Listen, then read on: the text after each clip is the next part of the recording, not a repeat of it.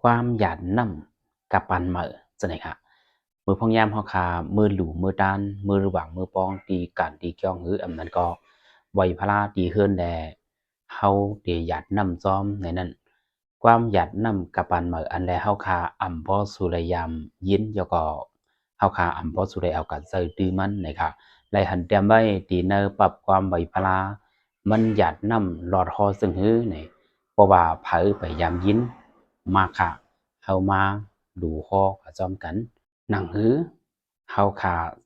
สัมปติหมอความหยาดน้ำหลายเมียวในนั้นมาค่ะ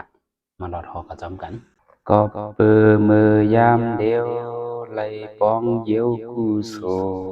หุ่นมาโขกันเมียวมุนอาเกียวโฮมฮอดเฮอไลลอดแสนเข็น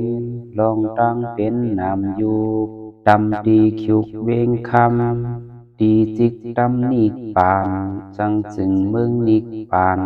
หิบเด็ดเนียนเพ้อขันจูยังอันไปเถิกดึกแต่เกียกผีโกนผุงอาวนเลสร้างจัดเจอกวางเอาปานหมื่นแสนปานตุกค่าเฮอลอดกว่ากับดามดีหลีงามไหลหอดอย่าเปิงลอดมือเลอเจ้าเนอวันคำคิงถึกยิกหญิงหอคำเปิงโจงามอุกคิวพางปุ่งยุกสานสีสัดปนผีลูกเยอะขับก่อเปึกหลายอันหมื่นแสนทันทนาอุกษามากเดิงนาเจเมียวห่างพังช่อเปิงแลบถูกแคมแลบดีลูกุ่งพุ่งอูจิงไตกาทางไล่ดังหมอหมื่นหลายต่อจุ่มกูกาโดสูเป้งเสอเปี่ยวเสื้อเสยใหญ่กว้างไล่ทางห้างนิ่มเศร้าสั่งเสื้อยาวเปี่ยวมนท่านต่อทนปานฮี